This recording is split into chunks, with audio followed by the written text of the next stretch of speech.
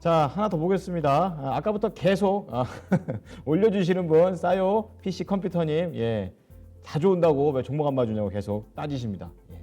DKT 24,500원에 비중 20%, 3거래일 연속으로 거래량 없이 떨어지는데 이거 어떻게 해야 되나요?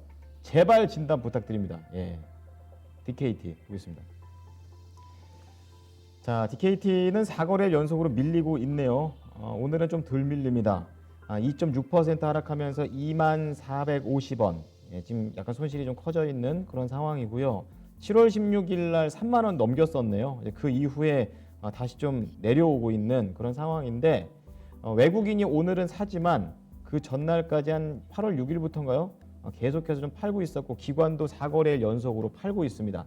자, DKT 어떻게 봐야 될지 알아보도록 하겠습니다. 전문가님, 이 종목 어떻게 보세요? 일단 좀 강력한 큰 모멘텀을 최근에 확인을 했죠. DKT 같은 경우에는 BH와 함께 이 퀄컴의 부품 공급을 5G 부품 공급을 할 수 있는 또 뭔가 그 인증 승인을 좀 받다 보니까 큰 모멘텀을 부각이 되면서 단기간에 급등세를 좀 보였습니다. 근데 저는 이 뉴스가 이번 한 번의 움직임으로 끝나지 않을 것 같아요. 5G에 대한 키워드를 가지고 있고, 그리고 퀄컴이라는 회사에 납품을 하게 된다면 전 세계에 공급을 하는 겁니다. 전 세계 스마트폰의 통신칩 같은 경우에는 퀄컴이 대부분 공급을 하고 있기 때문에 이 본격적인 공급이 진행된다면은 DKT 그리고 BH 이 두 회사가 모두 다 하나는 로열티, 하나는 생산 이런 부분에서 두 기업이 모두 다 좀 더 글로벌 좀 판매를 할 수 있는 좀 뭔가 그 레벨업이 된다라고 볼 수 있어요.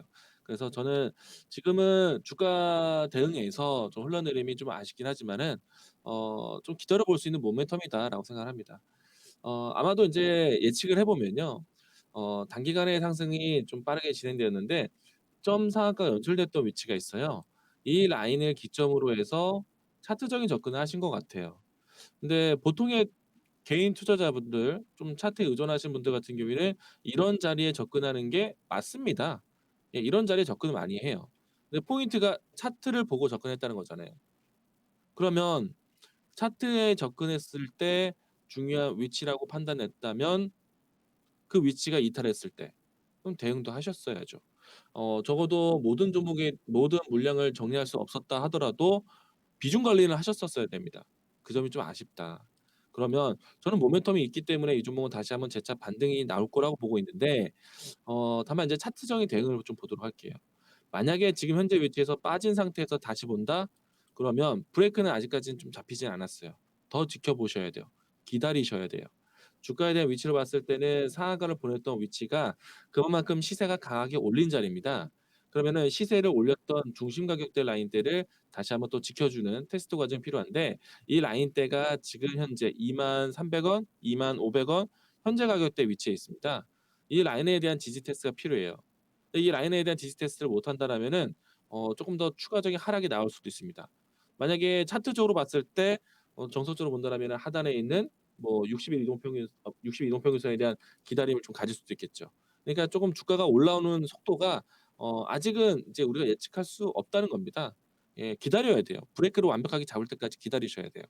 그런데 반등이 나온다라면 또 중요한 역할을 할 수 있는 가격대가 있죠. 직전에 횡보를 했었던 가격대 22,500원 라인이 됩니다. 차트적으로 봤을 때는 이 라인대가 또 중요해져요.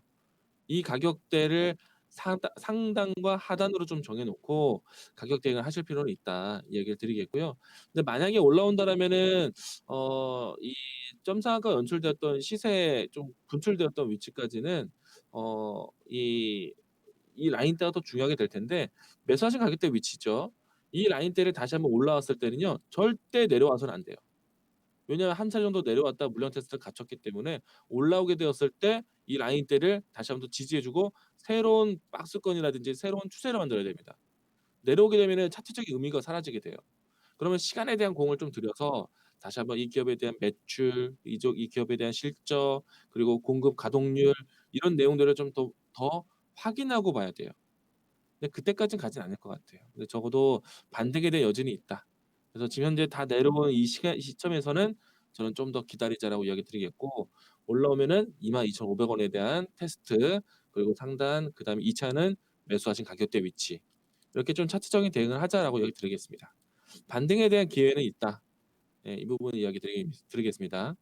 네, 반등에 대한 기회는 있다. 하지만 시간이 필요하다. 이렇게 얘기하시면서 2만 원대 초반의 이 지지 테스트 시간이 좀 있으니까 이 부분 잘 보면서 최대한 손실이 안 났으면 좋겠습니다. 예. 자, DKT까지 보도록 하겠습니다.